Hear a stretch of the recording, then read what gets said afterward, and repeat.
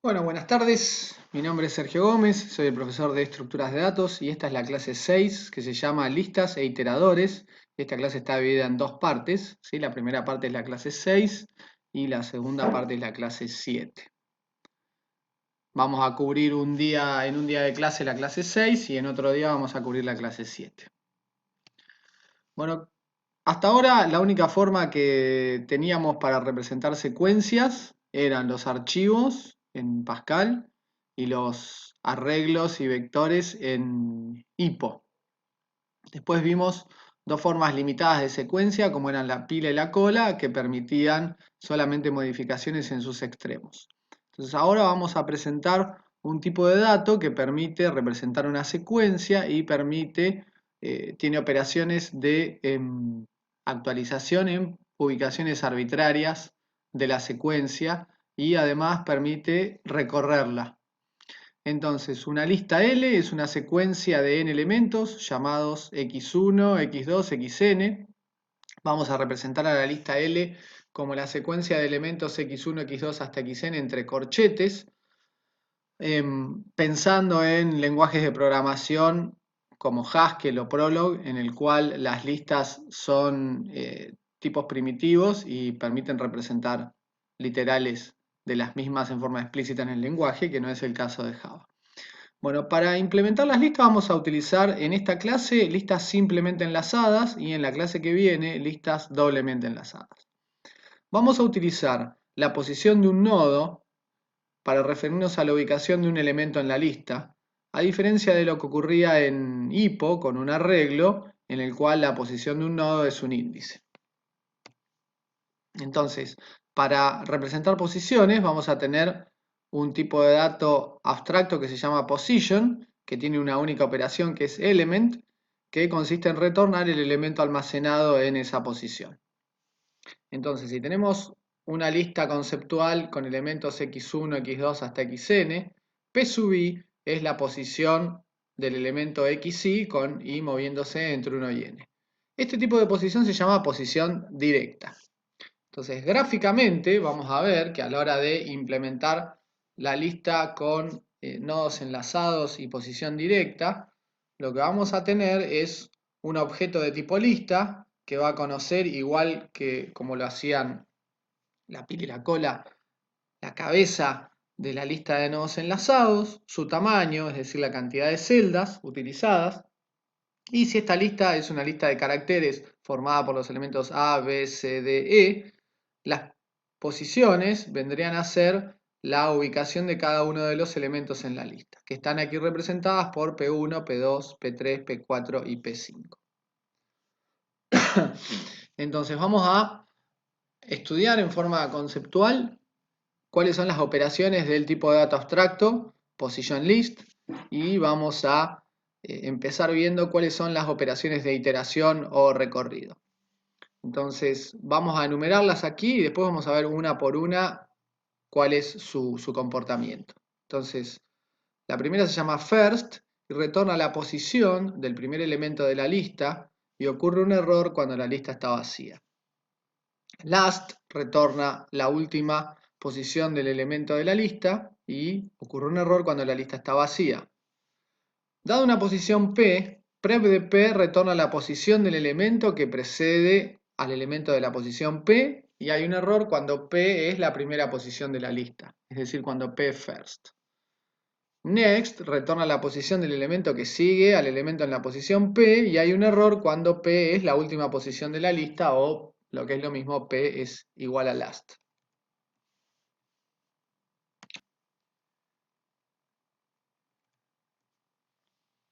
Entonces vamos a ver el significado de cada una de las operaciones de recorrido. Entonces dijimos que first retornaba la posición del primer elemento de la lista y ocurre un error cuando la lista está vacía. Entonces siempre en los ejemplos nos vamos a manejar con la lista que presentamos al principio, que está formada por los elementos A, B, C, D y E. Tiene 5 elementos y la lista conoce la cabeza. Entonces L.first retorna la posición del primer elemento, que sería A el elemento y la posición sería P1. Last retorna la posición del último elemento, En este caso sería P5, la posición del último elemento que es E. Prev retorna la posición previa a P. Entonces, si P3 fuera el argumento de Prev, L.prev de P3 retornaría P2.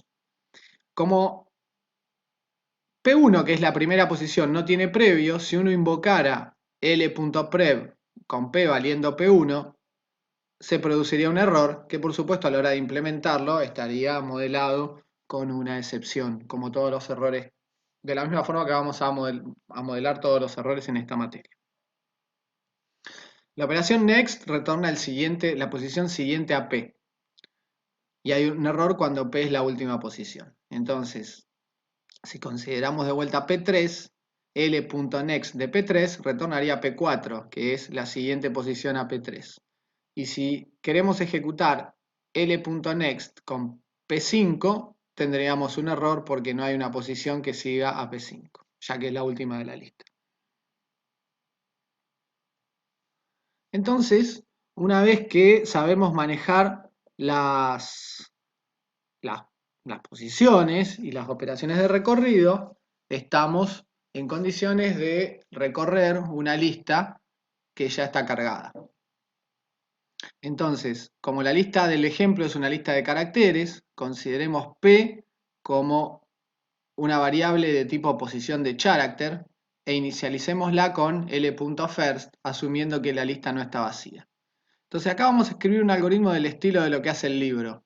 Entonces diríamos en pseudocódigo, mientras P sea distinto de null, imprimir P.element, y si P es L.last, es decir, P es la última posición, entonces inicializamos o a P le asignamos el valor null, y si no, avanzamos P a la siguiente posición. Entonces fíjense cómo P toma el valor L.next de P. Entonces este bucle, ¿qué hace? Inicializa P con P1 y después, en cada vuelta o en cada iteración, va avanzando P a la siguiente posición. Con lo cual, P va tomando los valores P1, P2, P3, P4, P5 y finalmente cuando P vale sí P5, que es L.last, a P se le asigna el valor null y termina el while. Entonces, lo que ocurre con esta técnica de programación es que el if dentro del while parece una decisión pobre de diseño. Entonces, quizás ustedes estén más acostumbrados en HIPPO a trabajar de esta forma. De vuelta, asumiendo que de la segunda forma, asumiendo que la lista no está vacía, declaremos P como una variable de tipo position de character, inicialicémosla con L.first, y mientras P no es L.last, lo que vamos a hacer va a ser imprimir P.element y avanzar a P a la siguiente posición con esta sentencia. P es igual a L.next de P. Entonces, en la última vuelta del while, P vale L.last y ese valor no fue procesado.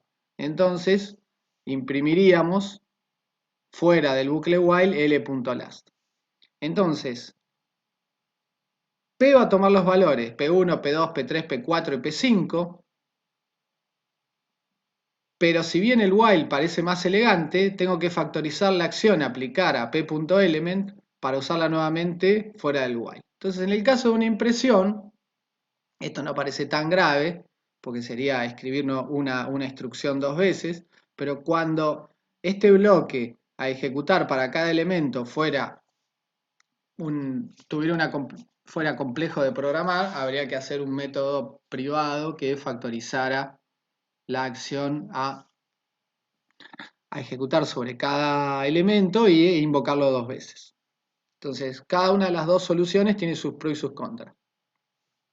Bueno, hay que tener en cuenta que después vamos a ver que evaluar L.last de acuerdo a lo que vamos a programar hoy tiene orden n, con lo cual si tenemos un bucle que hace n vueltas y en cada vuelta ejecuta una operación de orden n, pasaría a tener orden n cuadrado.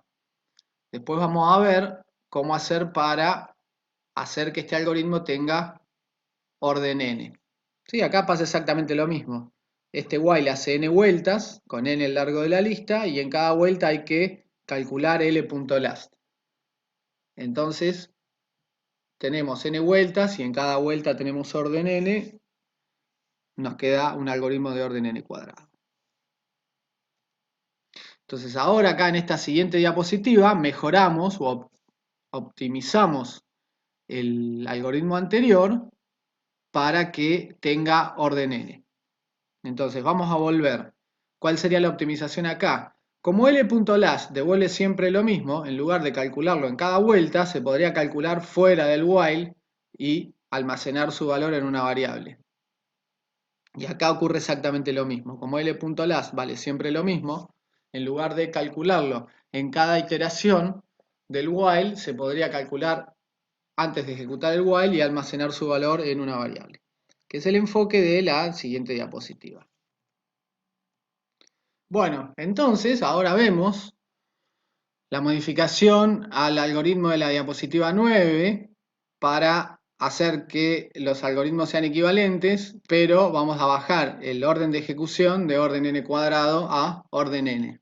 Entonces la modificación que hicimos es que en lugar de calcular la última posición de la lista en cada iteración, ya que ese valor es siempre el mismo, lo calculamos una única vez fuera del bucle. Entonces, P lo inicializamos con L.first, igual que antes, es una variable de tipo posición de character. Última también es una variable de tipo posición de character y la inicializamos con L.last. Como asumimos que la lista no está vacía, esto nos genera problemas. Y decimos, mientras P es null, distinto de nulo, imprimir P.element. Ahora tenemos el cambio aquí. Si P es igual a última, a P le asignamos null y si no, a P le asignamos el siguiente de P en L. Vamos entonces, este bucle ahora pasaría a tener orden n, ya que el valor de última simplemente se mira o se recupera en cada iteración en orden 1. La segunda variante del algoritmo sería similar a lo visto en la diapositiva anterior, excepto que ahora último se inicializa con L.last fuera del bucle y decimos mientras P es distinto de última, imprimir P.element y avanzar P a la posición siguiente a P. Entonces esto hace n vueltas en orden n y después tenemos una última instrucción que imprime última.element. Por supuesto que esto ahora no se entiende por qué tienen ese orden. Intuitivamente para preguntarse por qué last tendría orden n, lo que habría que hacer sería caminar por toda la lista hasta llegar a la última posición. Y eso requeriría hacer del orden de n pasos. Después cuando veamos la implementación vamos a ver cómo se hace eso. Lo que les recomiendo es, después de ver cuál es la implementación de las operaciones, que se va a ver ahora a continuación, pueden volver y revisar estas dos diapositivas para ver que efectivamente estos algoritmos tienen este orden. Por ahora los estoy utilizando para mostrar que uno puede programar utilizando la lista sin necesidad de saber cuál es su implementación, lo cual es el objetivo de la programación orientada a objetos y de los tipos de datos abstractos, ¿sí? Conociendo la especificación de un tipo de dato abstracto, uno lo puede utilizar sin necesidad de conocer cuáles son los mecanismos internos de implementación. De la misma forma que en RPA utilizaban el tipo file como un tipo de dato abstracto, utilizaban reset y sabían que se posicionaban al principio del archivo, utilizaban assign y sabían que se asociaba un archivo lógico con un archivo físico del disco. End of file te decía si había llegado o no al fin del archivo. Read leía un dato del archivo y avanzaba al dato siguiente. Eso es un tipo de dato abstracto. No se sabe cómo está implementado, simplemente uno lo usa. Bueno, acá es exactamente la misma idea. Uno puede utilizar una lista sin necesidad de saber qué es lo que está ocurriendo por debajo. Bueno, ¿cuáles son los métodos de actualización del tipo de dato abstracto position list? Igual que antes, los vamos a enumerar y después vamos a ver uno por uno, en forma conceptual, qué es lo que hacen. Entonces, el primero es set, que reemplaza al elemento de la posición P con E y te devuelve el elemento anterior, el elemento que había antes en ese lugar. Add first inserta un elemento al principio de la secuencia. Sería el equivalente de apilar. At last, inserto un elemento E al final de la secuencia. Sería el equivalente de encolar. Y después acá tenemos los tres juguetes nuevos. Tenemos, dado una posición P y un elemento E, add before lo que hace es inserta E a la izquierda o delante de P. Y add after de P, E lo que hace es inserta E a la derecha o detrás de P. Sí, acá esta lista es occidentalizada, ¿sí? Se supone que el tiempo corre hacia la derecha, por eso add after inserta a la derecha y add before inserta a izquierda. Hay muchos casos de alumnos que lo interpretan exactamente al revés, no sé por qué, pero bueno, la intuición es esa. ¿Estamos? Bueno, y remove de P elimina el dato ubicado en la posición P y te lo devuelve. Entonces, vamos a ver gráficamente cuál es el significado de cada una de las operaciones. Entonces, comenzamos con set y repasamos lo que hacía set. Set reemplaza el elemento en la posición P con E y te devuelve el elemento que estaba antes en la posición P. Entonces, si tenemos la lista esta, que es siempre la misma, en todos los ejemplos nos vamos a manejar con esta lista. Si a L le mando el mensaje setea la posición P3 con K, la posición P3 es esta de aquí. Entonces lo que hay que hacer es reemplazar esta C con K y devolver esta C, que es lo que pasó exactamente de este lado. En la posición P3 reemplazamos el dato que había ahí con el K que recibimos como parámetro y devolvimos el dato que estaba antes, que es este C. Add first recibió un elemento E y lo insertaba al principio de la lista. Entonces, si tenemos la misma lista de siempre, la lista que tiene los elementos A, B, C, D, E, con posiciones P1, P2, P3, P4 y P5, y 5 elementos, insertar un elemento debería ser que después de insertarlo haya 6, es lo que pasó aquí. Y si insertamos U al principio de la lista, si antes el primer elemento era A, ahora el primer elemento va a ser U, que es lo que pasó acá. Entonces el efecto de esto va a ser lo mismo que ocurría con apilar, es crear una celda nueva, almacenar en esa celda el elemento insertado y hacer que esa celda apunte a la cabeza anterior. Fíjense que la cabeza antes apuntaba a A y ahora la cabeza apunta a la nueva celda que contiene U. Y el tamaño cambió de 5 a 6. Entonces eso más o menos les va dando una idea de cómo deberían ustedes ir viendo mentalmente qué es lo que tienen que hacer para implementar esto, y cuando yo presente el código, que no va a estar completo, sino es una guía de implementación, algunas operaciones van a estar completas y otras no. ¿Sí? La tarea de ustedes es, a la hora de hacer la práctica, es terminar la implementación. Deberían ver si lo que yo presento coincide con lo que pensaron. Porque después, a la hora de programar, ya sea en la práctica o en un examen, si lo entendiste bien y te lo pudiste imaginar antes de verlo, es como que ya la mitad de la batalla está ganada. Bueno, ¿qué hace addLast? AddLast inserta un nuevo elemento E como último elemento de la secuencia. Sería el equivalente de encolar. Entonces nos manejamos siempre con la misma lista, que tiene los elementos A, B, C, D, E, y tenemos que hacer un L.addLast de Z. Entonces, y la lista tiene 5 elementos. Después de insertar, la lista va a tener 6 elementos, la cabeza va a ser la misma, y el último elemento va a ser Z. Entonces lo que hicimos fue crear una nueva celda, hacer que la celda que antes era la última apunte a la nueva celda no tiene siguiente y va a haber una nueva posición en la lista que corresponde a la posición de esa lista.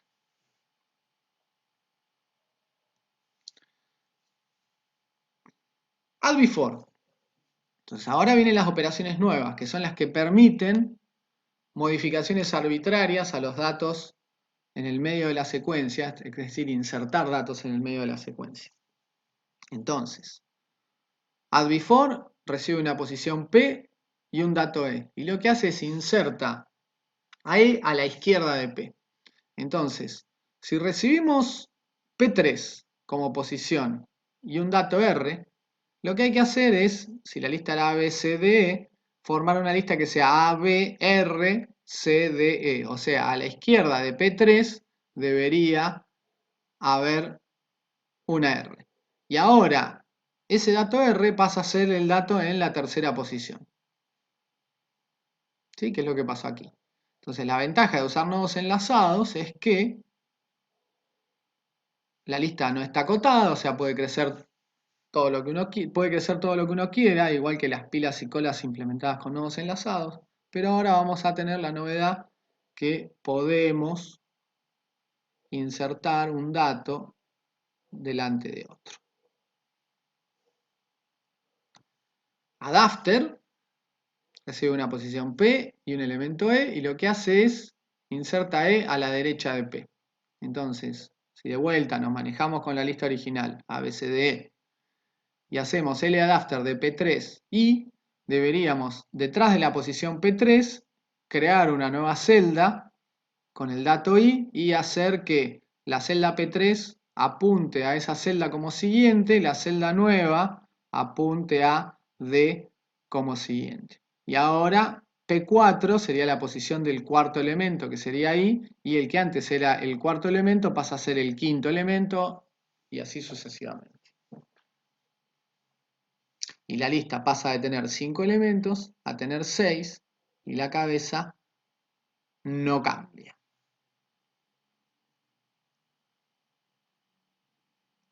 ¿Sí? Aquí hay un caso especial que no lo dibujamos en Add Before, volviendo para atrás, que si yo inserto delante de P1, cambia la cabeza de la lista y va a ser el nuevo nodo. ¿Estamos?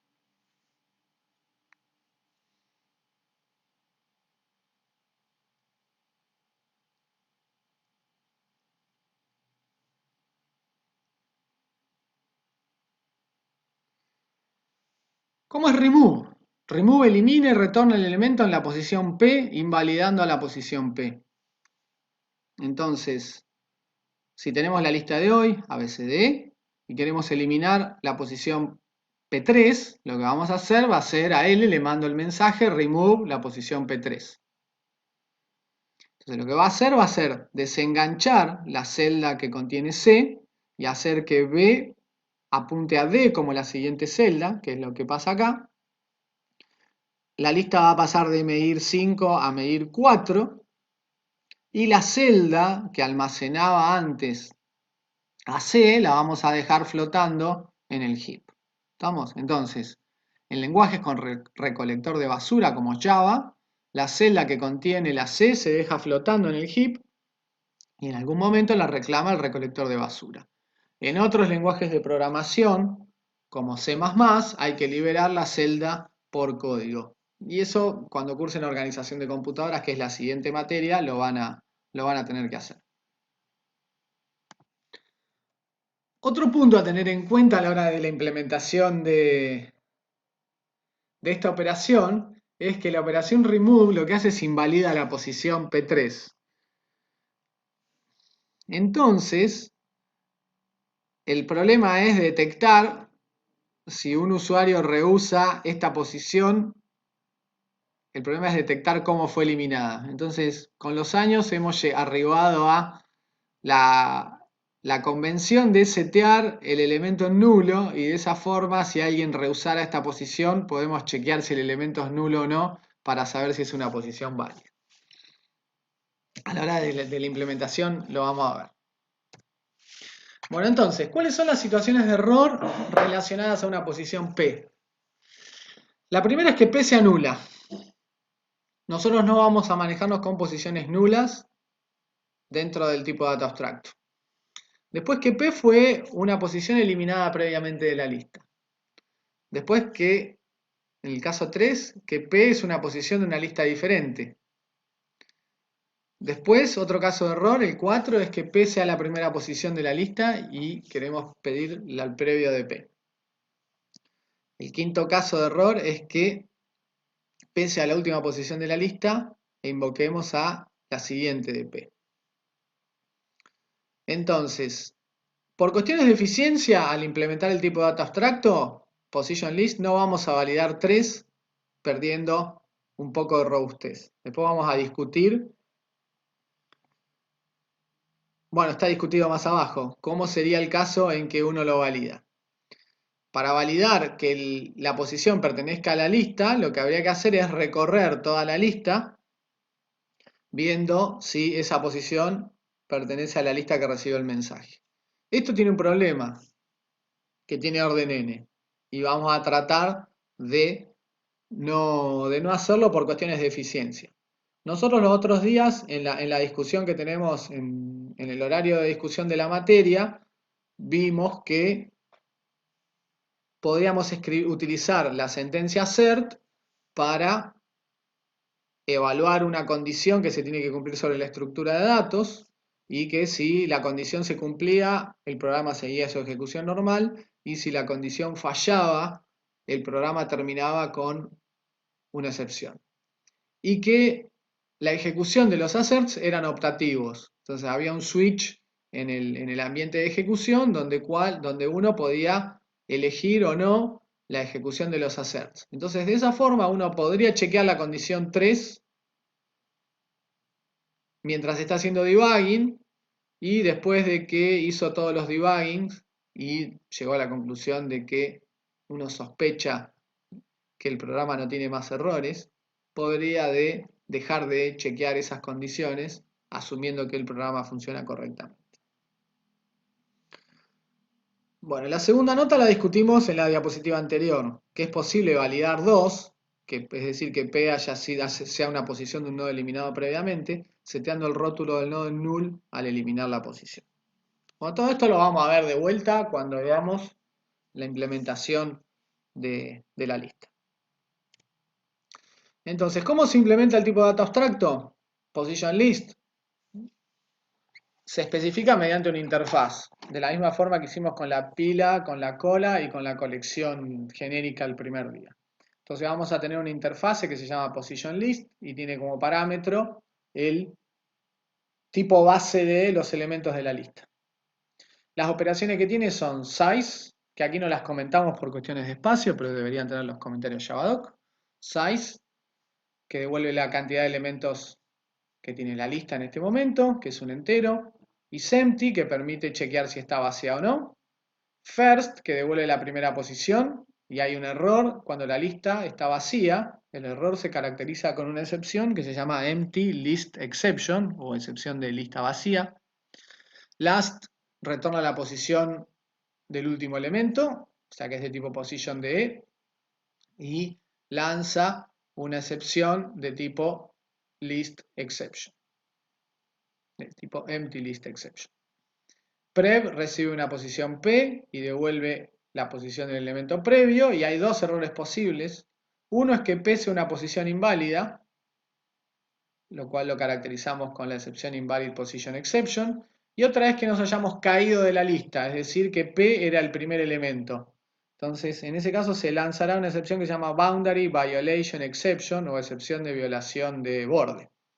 Next es exactamente igual, recibe una posición P, devuelve otra posición y lanza las mismas excepciones que Prev, o sea, una Invalid Position Exception cuando P es inválida y una Boundary Violation Exception cuando nos caímos de la lista, es decir, cuando P era last, era la última.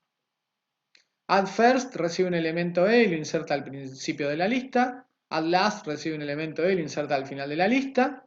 Add after recibe una posición P y un elemento E y lo inserta E detrás de P, y lanza un error cuando P es una posición inválida.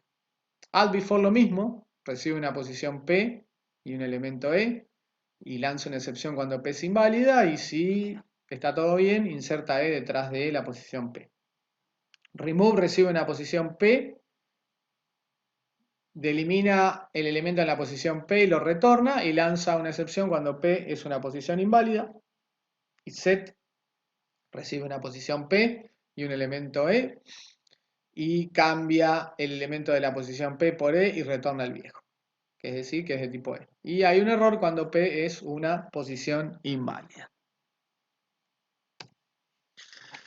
Bueno, entonces, ahora que más o menos vimos cómo se modelaría el tipo en Java, vamos a ver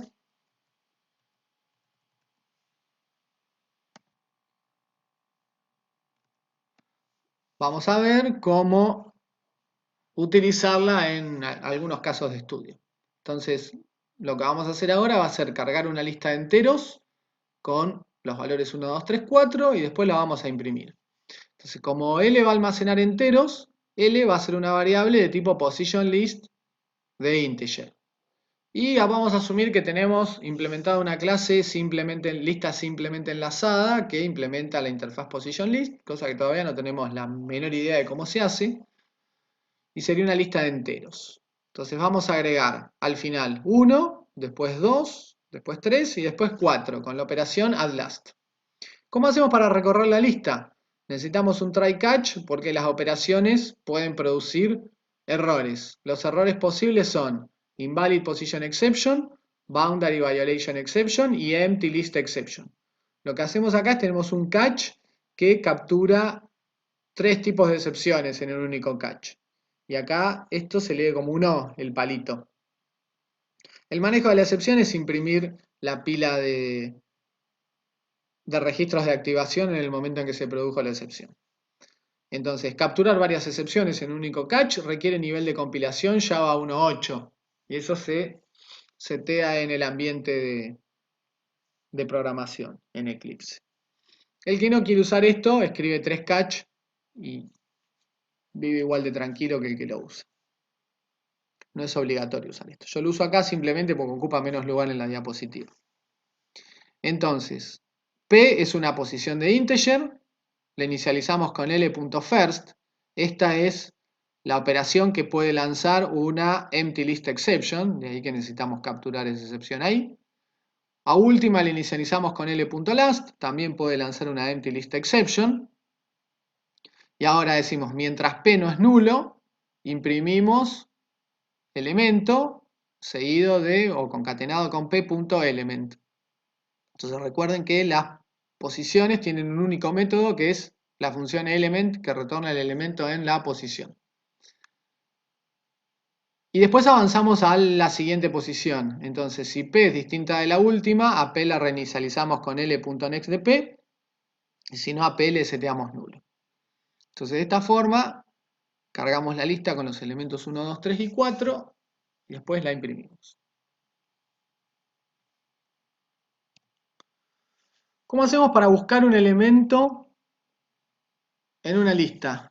Entonces, buscar un elemento en una lista es independiente del tipo de los datos de la lista. Entonces, el método se llama pertenece y es genérico. ¿Cómo indicamos que es genérico? Con esta partícula que tenemos acá. ¿Sí? Tiene un tipo genérico E.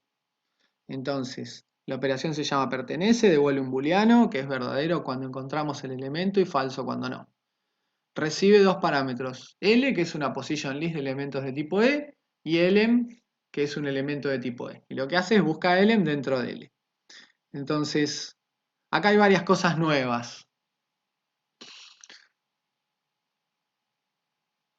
Lo que primero que vamos a hacer es preguntar si la lista está vacía. Si la lista está vacía, el elemento no puede estar en la lista y retornamos falso. Si no, vamos a tener un try catch, donde capturamos las 3 excepciones posibles de la lista y retornamos falso porque se ocurrió algún problema que no debería ocurrir porque el código está bien escrito. Vamos a retornar falso porque si no, no compila, simplemente por eso. Entonces, vamos a decir que P es una posición de E, le inicializamos con L.first y última es también una posición de E, le inicializamos con L.last. Seteamos una bandera encontré de tipo booleano en falso y decimos, mientras no se termine la lista y no encontré, esto es una búsqueda lineal, si p.element, que es el dato que estoy mirando en la lista en forma corriente, es igual a elem, con equals, ¿sí? Para comparar elementos y no referencias, encontré es igual a true. Y si no, avanzamos a la que sigue, a la posición que sigue. Entonces fíjense que esto es nuevo, esto no lo dieron. En lugar de usar un if then else, utilizamos el operador ternario que se escribe en forma infija y tiene dos símbolos, el signo de pregunta y el dos puntos. Entonces acá a la derecha está la nota sobre cómo funciona. Este operador es heredado del lenguaje C.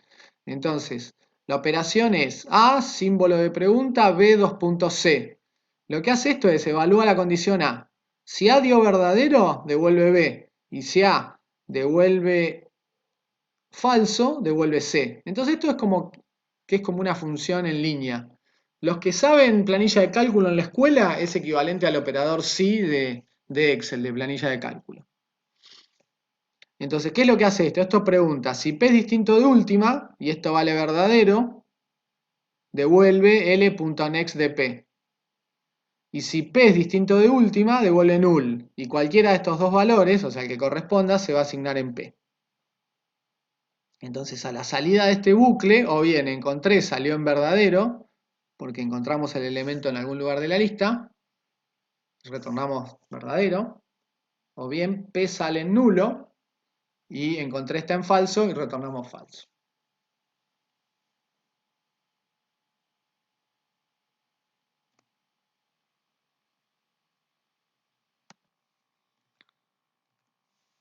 Bueno, entonces nos interesa abstraer la noción de comparación entre dos elementos.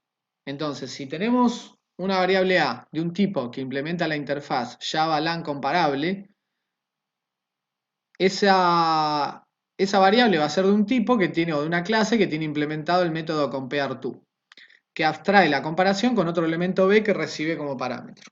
Entonces el método se llama compareTo y recibe un B. ¿Qué es lo que ocurre? compareTo va a devolver 0 si el receptor del mensaje es igual a B. Va a devolver un negativo si el receptor del mensaje A es menor estricto que B. Y va a devolver un entero positivo si A, que es el receptor del mensaje, es mayor estricto que B. Entonces, si tenemos 4 strings, S1 que vale Sergio, S2 que vale Martín, S3 que vale Matías y S4 que vale Sergio. Y comparo S1 con S2, como S1 es Sergio y S2 es Martín, lo que hace es resta el código ASCII de la S, en realidad el código Unicode de la S con el código Unicode de la M, y como está a 6 de distancia, encontró un 6 y ya descubrió que Sergio está atrás de Martín, con lo cual devuelve un positivo. ¿Qué es lo que pasa cuando comparo S2 con S3? Comparo Martín con Matías. Como Martín está antes que Matías, en el orden alfabético, va a comparar la M con la M, son iguales. O sea, hace M menos M da 0. Después hace A con A da 0. Y después hace T menos R y le da, perdón, hace R menos T y le da menos 2. Y ahí descubre que Martín está antes que Matías y devuelve ese menos 2. ¿Qué pasa cuando comparo dos datos iguales? S1 con S4, que los dos valen Sergio. Compara S con S, da 0. Compara E con E, da 0. Compara R con R, da 0. G con G da 0, I con I da 0, O con O da 0. Se terminaron los dos strings a la vez, entonces son iguales. Todo eso es sospecha, porque uno no necesita saber qué es lo que está ocurriendo. Lo único que necesita saber es que el método string implementa la interfaz comparable y entonces tiene definido el método compareTo. Y vos le das otro string y te devuelve 0 si son iguales, negativo si el primer string es menor que el segundo, positivo si el primer string es mayor que el segundo. Nada más. ¿Qué es lo que ocurre? Podríamos utilizar un comparador, que también es un objeto que abstrae la noción de comparación entre dos objetos A y B de tipo genérico E. Entonces, si C es una variable de tipo java.utilComparatorD, C tiene una operación que se llama compare y recibe dos datos, A y B. Y lo que hace es, si A es igual a B, devuelve 0, si A es menor que B, devuelve un negativo, y si A es mayor que B, devuelve un positivo. El comparador por defecto lo que hace es delega en el comportamiento del tipo E implementado por la función compareTo del tipo E. Y esta es la implementación del comparador por defecto. Public class, default comparator de E, implementa Java Util Comparator DE. Si recuerden que Comparator es una interfaz y Default Comparator es una clase. La interfaz Java Util Comparator te pide solamente que implementes el método compare, que recibe A y B de tipo E y devuelve un entero, que es 0, positivo o negativo. Lanza una class castException y lo que hace es castea A comparable, entonces toda esta expresión tiene el método compareTo y le pasa como parámetro B. ¿Qué es lo que hubiera ocurrido si A no es un dato comparable? Porque E no implementa la interfaz comparable, entonces se lanza una excepción class castException.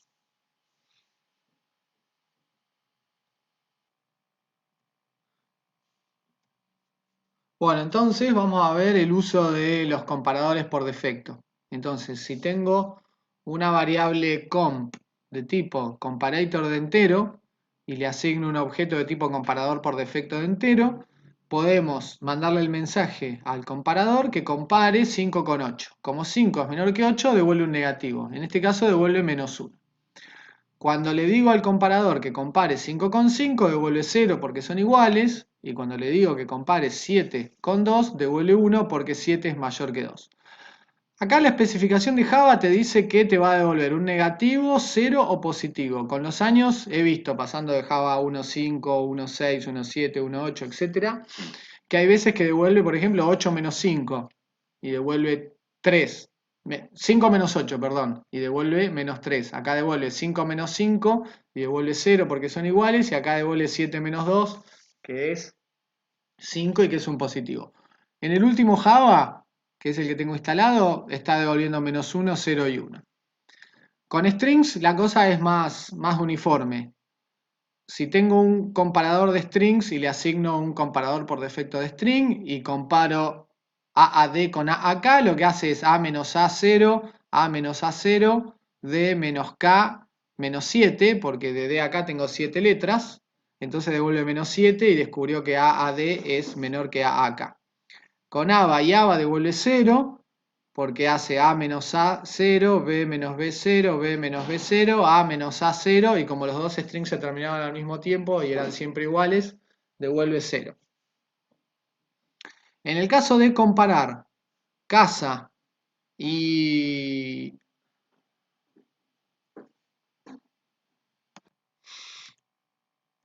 En el caso de casa y ABA, como casa está después alfabéticamente que ABA, tiene que devolver un número positivo. Entonces, lo que uno sospecha que hace es C menos A le da 2, porque tengo A, B, C, tengo 2 letras de distancia, y como ya ahí descubrió un número distinto de 0, devuelve ese 2, indicando que casa está detrás de ABA en el abecedario. Entonces, de esta forma, lo que uno debería quedarle de todo esto es que puedas traer la noción de comparación con un objeto de tipo comparator o tipo comparador. Ahora vamos a ver qué es lo que ocurre cuando uno quiere comparar clases del usuario. Cuando uno está programando, puede querer elegir un criterio particular de comparación entre los elementos de una clase que uno está programando. Entonces, por ejemplo, si tenemos una clase persona y decidimos hacer que las personas sean comparables entre sí, vamos a tener que implementar la interfaz comparable de persona. Entonces, asumamos que una persona tiene nombre y altura como atributos. El constructor recibe el nombre y la altura de la persona. Y acá viene la parte nueva. Como estamos implementando la interfaz comparable, tenemos que implementar el método compareTo, que recibe otra persona P y la compara con this, que es el receptor del mensaje, y devuelve un entero. Entonces, vamos a utilizar la altura para comparar dos personas. Entonces, si la altura del receptor del mensaje es igual a la altura de P, que la accedemos con p.getAltura, acá está el getter para la altura, ¿sí? GetAltura devuelve un float y retorna solamente el atributo altura. Cuando las alturas fueran iguales, retornamos un 0. Ahora, si la altura de this es menor que la altura de P, retornamos -1, y si no, retornamos 1, porque en ese caso la altura de this es más grande que la altura de P. Entonces, si tuviéramos dos personas, P1 y P2, inicializadas con Juan, que tiene 1,80 m de altura, y P2 inicializada con Tito, que tiene 1,60 m de altura, y nos creamos un comparador comp de personas, y le asignamos un objeto de tipo comparador por defecto de persona, podríamos comparar P1 y P2. En este caso, como Juan es más alto que Tito, esto va a devolver un positivo. ¿Sí? Va a devolver 1 porque la altura de P1 es mayor que la altura de P2. Entonces, de esa forma podemos tener comparaciones personalizadas entre los objetos de una clase.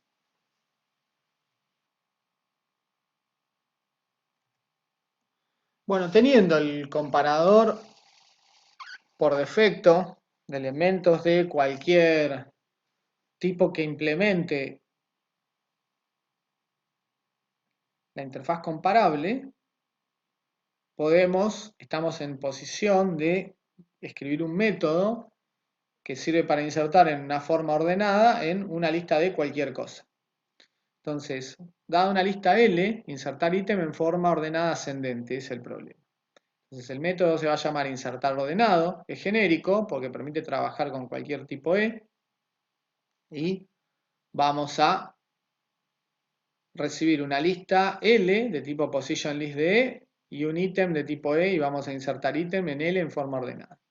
Entonces, si la lista está vacía, insertar en forma ordenada es fácil. Hay que hacer L.addFirst de ítem.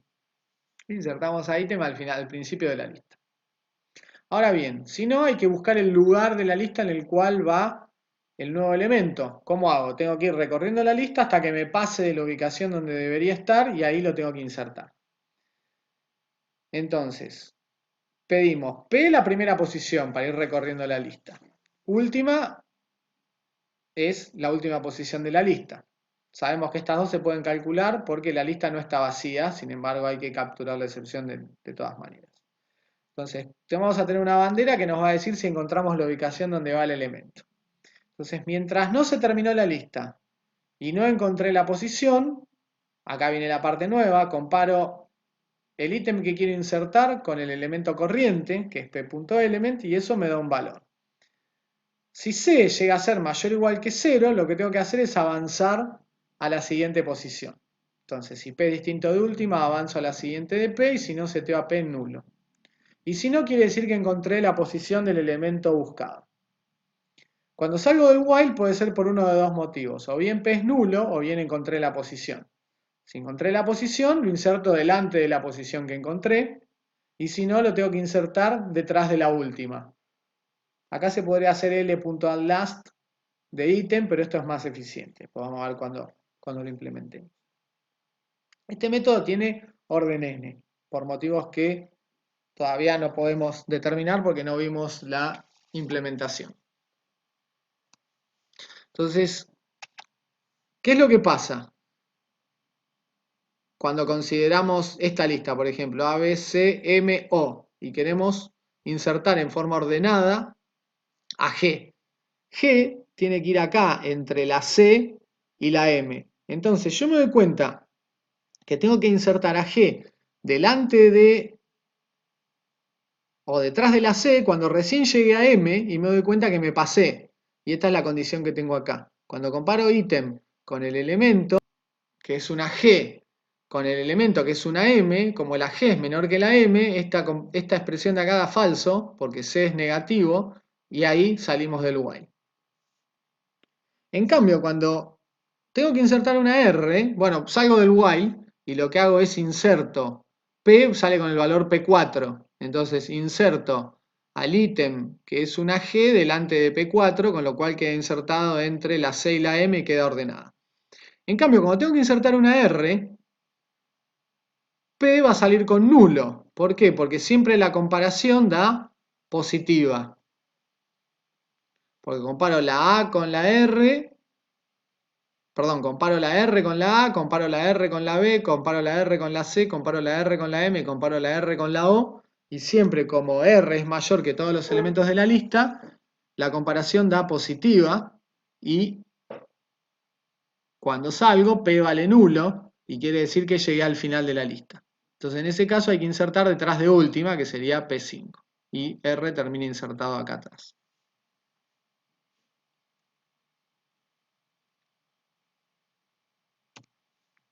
Bueno, entonces ahora vemos cómo se usaría el método insertar ordenado para varias listas. Entonces, si tenemos una lista L1 que es una position list entera, creada y vacía, si insertamos 4 en L1 que está vacía, la lista quedaría con un 4 y después si insertamos un 2 quedaría 2 y 4.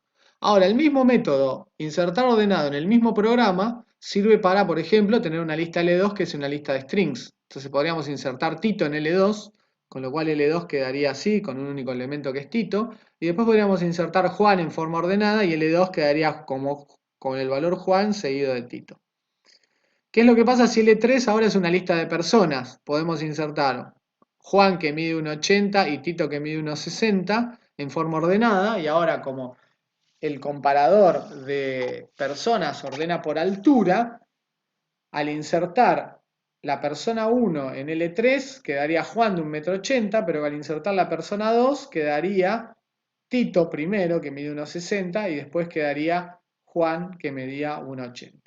Entonces, tenemos el método insertar ordenado, que lo escribimos una única vez, y me sirve para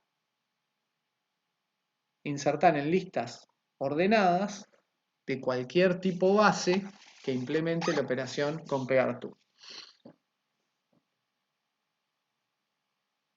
Entonces, finalmente, vamos a llegar a ver cómo se implementa todo esto que hemos venido usando sin saber cómo es que funciona internamente. Entonces, hoy vamos a ver lo que se llaman listas simplemente enlazadas, que son listas formadas por nodos, donde cada nodo conoce un dato y la referencia al siguiente nodo. La lista conoce la cabeza de la lista de celdas y su longitud, y vamos a trabajar con lo que se llama posición directa, donde la posición de un nodo, la posición P de un nodo n es la referencia al nodo n. Y vamos a manejarnos con el esquema con el cual nos venimos trabajando desde el principio de la clase. La lista ABCD, donde tenemos un objeto lista que apunta a la cabeza, tenemos celdas enlazadas entre sí, cada celda conoce su rótulo, la celda además de conocer la cabeza conoce su longitud que es 5 o tamaño, y L sería una variable de tipo lista simplemente enlazada. Acá ponemos lista porque queda más chiquito escrito, nada más. Y las posiciones son posición directa.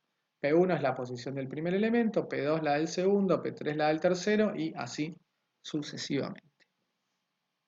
Bueno, entonces vamos a ver el diseño UML de una posible implementación de la lista simplemente enlazada. Entonces, vamos a tener la interfase positionListDE con los métodos que vimos hoy temprano, addFirst, addLast, first, etc.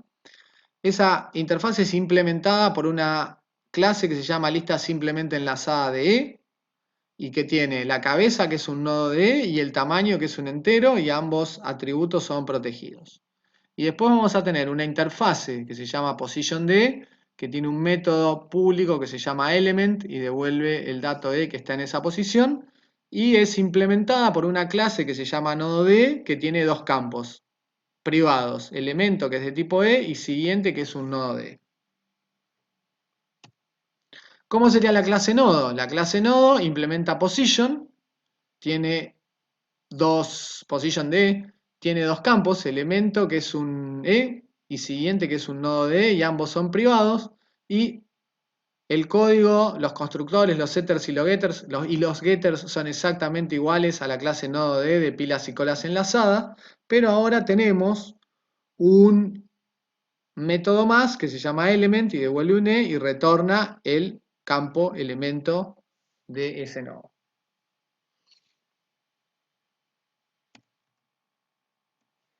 Bueno, ahora lo que vamos a ver es la implementación de la clase lista simplemente enlazada y vamos a ver en particular cómo sería el constructor y las operaciones size y empty. Entonces tenemos una clase que se llama lista simplemente enlazada de que implementa la interfaz positionListD. Tiene dos atributos, cabeza y tamaño. Cabeza es un nodo de y está protegido y tamaño es un entero y está protegido. ¿En qué consiste en implementar el constructor? Igual que con la pila, hay que decir que la cabeza es nulo y el tamaño es 0. Size simplemente retorna el tamaño y decidir si la lista está vacía equivale a ver si la cabeza vale nulo. ¿Cómo sería la operación add first? La operación add first es igual a push en pilas. Entonces, si yo tengo la lista de hoy, ABCD, hacer add first de X, lo que hace es inserta un nodo X adelante de todo en la lista de celdas, modifica, le suma 1 al tamaño y cambia la cabeza a la nueva celda. O sea que el código es exactamente el mismo que teníamos en push en pilas. Creamos un nodo E, le pasamos la cabeza como siguiente y después, ahora la cabeza es el nodo nuevo e incrementamos el tamaño. Por lo tanto, el tiempo de add first es de orden 1 y es el mismo análisis que hacíamos con el push en las pilas. ¿Qué pasa con add last? Add last requiere insertar un elemento al final de la lista. Entonces, si tenemos la lista ABCDE, add last inserta un nodo al final de la secuencia de celdas e incrementa el tamaño en 1. Entonces, cuando la lista está vacía, esto es fácil, lo que hay que hacer es un add first. Ahora bien, ¿qué pasa cuando la lista no está vacía? Cuando la lista no está vacía, lo que hay que hacer es caminar por la lista hasta llegar al último nodo. ¿Cómo descubro cuál es el último nodo? El último nodo es aquel en que su campo siguiente es nulo. Entonces eso lo escribo de esta forma. P es la cabeza y mientras P.getSiguiente, que sería esta celda que tengo acá, este campo de esta celda, sea distinto de null, tengo que hacer que P sea el siguiente. Entonces voy caminando por la lista con el while y salgo en la última, que es aquella en la que el campo siguiente es exactamente igual a null, entonces el condicional da falso. O la condición del while da falso. Entonces ahora digo P, setear el campo siguiente, o sea P vale P5 y seteo el siguiente, que es esa celda de ahí, y le asigno un nodo nuevo que tiene como dato o como rótulo, como elemento E. Entonces lo que haríamos es a P5 le asociamos o le asignamos en el campo siguiente esta celda nueva. Y después incrementamos tamaño. Un alumno una vez dijo que el else se podría cambiar por add after con la operación last, agregando un try catch correspondiente. Queda como ejercicio modificar este código. De hecho, también queda como ejercicio programar last. El código de last sería esta sentencia de acá y este while. Eso te devuelve last, o sea, devuelve una posición que es la última posición de la lista de celdas. Así que ahí se queda como ejercicio también. Y se ve que tiene last, tiene orden n, y que add last también tiene orden n, porque requieren recorrer toda la estructura de nodos, siempre. ¿Qué pasa con first? First es muy sencillo de programar. Lo que hay que hacer es devolver la identidad de esta celda. Entonces, first devuelve una posición y lanza una excepción cuando la lista está vacía. ¿Cómo sé que la lista está vacía? Si la cabeza es nula o puedo utilizar isEmpty también. Entonces, si la cabeza es nula, lanzo una excepción de emptyListException y le mando un mensaje al usuario diciéndole first, la lista estaba vacía. Si no, retorno la cabeza, ¿sí? La cabeza apunta a la primera celda y ese es first. Last debería retornar la última celda, que en este caso es P5. ¿Sí? Entonces, para implementar last hay que recorrer toda esta secuencia de celdas de la misma forma que mostramos en la diapositiva anterior con este nodo de P es igual a cabeza y con este while calculo, computo cuál es la última celda válida de la secuencia de celdas. Entonces, last queda como deber y ven, se puede ver intuitivamente que tiene orden n, porque tiene que recorrer toda la estructura de nodos. Bueno, entonces ahora vamos a ver la implementación de next. Entonces, next recibe una posición P y devuelve la siguiente posición. Entonces, por ejemplo, si a next le doy P2, devuelve P3. Si le doy P1, devuelve P2. Si le doy P4, devuelve P5. Y si le doy P5, produce un error. Bueno, entonces, acá vamos a ver cómo las operaciones interactúan entre sí, haciendo esto un mecanismo de relojería donde todas las operaciones están integradas para trabajar en forma sincronizada. Entonces vamos a primero estudiar la asignatura de Next. Next recibe una posición P y devuelve otra posición. Y lanza dos posibles excepciones. Cuando la posición es inválida tenemos una excepción y cuando nos caímos de la lista tenemos otra excepción. Entonces lo primero que hay que hacer es convertir la posición P en nodo.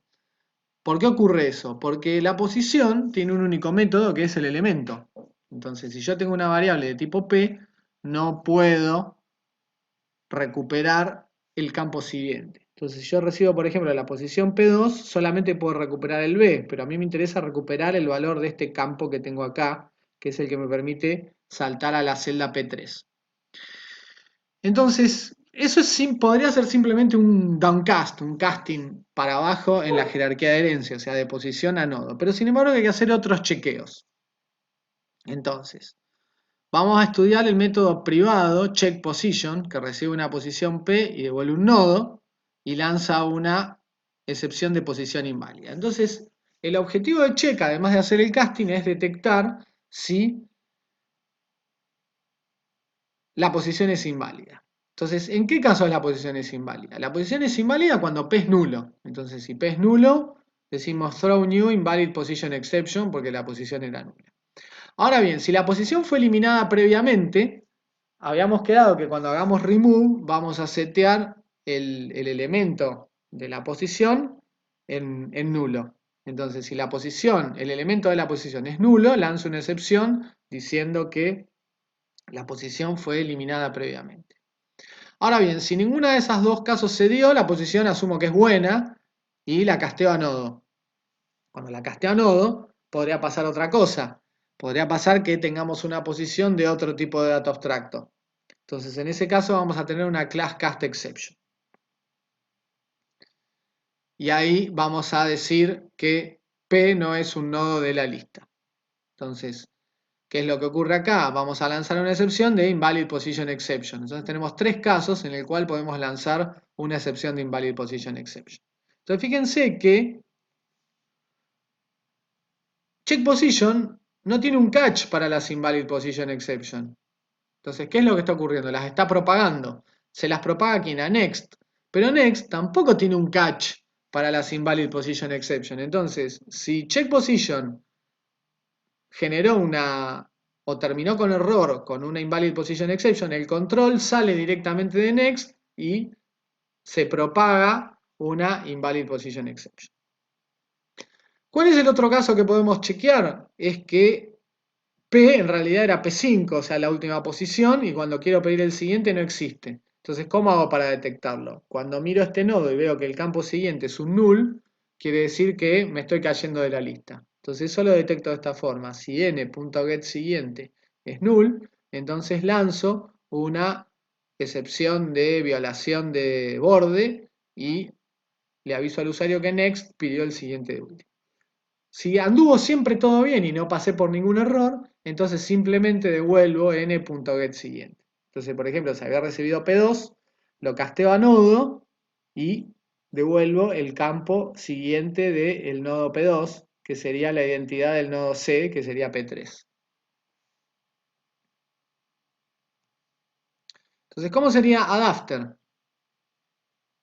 Add-after recibe una posición P e inserta, por ejemplo, P3 y recibe e inserta detrás de P3 un nodo nuevo y hace los enganches correspondientes. Entonces, lo primero que tengo que hacer es convertir la posición que recibí en un nodo n con el método checkPosition que di hace un ratito, que hace todos los chequeos posibles. Y si algún chequeo falló, lanza un invalid position exception que no capturo en el nodo y propago al que me llamó. Creo un nodo nuevo, que sería este de acá, y le digo que el siguiente del nodo nuevo es n.getSiguiente. Fíjense que C apunta a D, entonces el siguiente es D. Entonces le digo que el siguiente del nodo nuevo es D. Y después le digo que ahora el siguiente de n es nuevo, entonces hago este enganche de acá. Y después incremento tamaño en 1 y queda en 6. Entonces, ¿cuál es el tiempo de ejecución de add-after? Add-after funciona en orden 1. porque check position funcionaba en orden 1, crear un nodo se hace en orden 1, hacer este enganche de acá es en orden 1, hacer el siguiente enganche es en orden 1 y tamaño se hace en orden 1. ¿Qué ocurre si P es una posición de otra lista? Bueno, hay dos opciones. Hay que hacer que check position haga el chequeo, tampoco lo discutimos acá. ¿Sí? Next funciona en orden 1. Check position como está escrito funciona en orden 1. A check position se le podría agregar un assert para chequear que P realmente pertenezca a this, la lista que recibió el mensaje. Entonces habría que hacer un while que recorre la lista mirando nodo por nodo, la lista this mirando nodo por nodo para ver si alguno es P. Si ninguno de los nodos de la lista receptora del mensaje es P, quiere decir que el cliente se equivocó y me dio una P de otra lista. Entonces, ¿cuál es el problema de ese enfoque? Que tiene orden n. ¿Cuál es la ventaja de hacerlo con assert? Que puedo decidir si lo ejecuto o no. Entonces, mientras estoy haciendo debugging, podría ejecutar el assert y después, cuando la lista está en producción, podría no hacer los asserts. Con lo cual, check position volvería a tener orden 1.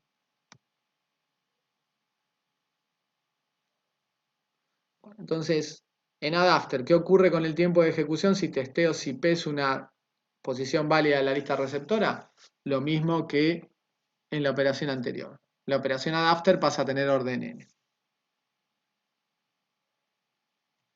Bueno, entonces ahora vamos a discutir la implementación de prev. Entonces, ¿cuál era la especificación de prev? Prev de la primera posición de P1 daba error. Y prev para cualquier otra posición P sub i que no sea la primera, devuelve P sub i menos 1. Es decir, por ejemplo, si yo le paso P sub 4, devuelve P sub 3. Entonces, prev recibe una posición P y devuelve otra posición. Y hay un error cuando P es una posición inválida y hay un error cuando P era la primera posición y se lanza una boundary violation exception. Entonces, esta operación está para completar, por eso tiene los puntos suspensivos. Lo primero que tengo que hacer es chequear la posición, con lo cual me aseguro que es una posición válida. Ahora bien, si P es la primera posición, hay que lanzar una excepción porque el usuario quiere pedir el previo a la primera posición. Y si no, lo que hay que hacer es esto que dice acá arriba. Hay que recorrer la lista desde el nodo cabeza hasta llegar al nodo aux cuyo siguiente es P. Y es lo que ocurre aquí. Entonces, aux es el nodo cabeza, o sea que aux valdría P1 la primera vez, y mientras aux.get siguiente es distinto de P, o sea, fíjense, si yo quiero pedir el previo de P2, aux.siguiente sería el nodo que recibí P, entonces ya lo encontré. Y si no, lo que tengo que hacer es avanzar a aux, decir es aux.get siguiente. Ahora, ¿qué riesgo corro? Si el usuario se equivocó y me dio una posición de una lista que no es this, yo voy a caminar por la lista y me voy a caer. Entonces por eso agrego la segunda guarda. Pregunto que aux.get siguiente exista, no sea nulo. Entonces en ese caso avanzo. ¿Qué es lo que ocurre? Cuando salgo de este while, salí por uno de dos motivos. O bien encontré la posición aux cuyo siguiente es P, o bien llegué al final de la lista y no encontré al nodo que estoy buscando. Entonces, ¿cuándo descubro que no encontré el nodo ¿cuándo encontré que no encontré el nodo que estoy buscando? Cuando aux es la última celda y su siguiente es nulo. ¿Sí? Entonces, en ese caso, la posición que me pasaron no pertenece a la lista. Y salgo por una excepción. Si no se produjo una excepción, devuelvo a aux, que es el nodo previo a P. Entonces, el peor escenario, ¿cuál es? Cuando tengo que recorrer toda la lista y no encuentro el nodo que estaba buscando. En ese caso, tengo orden n.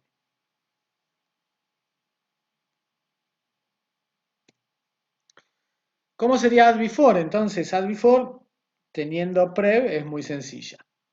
Add before recibe una posición y un elemento e inserta un nuevo elemento delante de esa posición. Entonces tengo que chequear si la posición es válida. Si la posición es la primera, insertar delante de esa posición es hacer un add first. Y si no, tengo que calcular el previo de P e insertar detrás de esa posición. Claramente, como prev tenía orden n, esta operación tiene orden n. Y los puntos suspensivos se refieren al manejo de excepciones. Vamos, eso lo tienen que ver ustedes, a ver cómo lo manejan.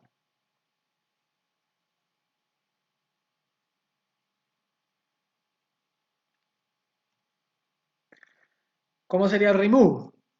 Remove, le pasas una posición y hay que hacer el bypass. Por ejemplo, si recibo P3, tengo que hacer el bypass de B a D, que es lo que está hecho acá en el dibujo, e invalidar la posición poniéndole un punto poniéndole un null en el rótulo.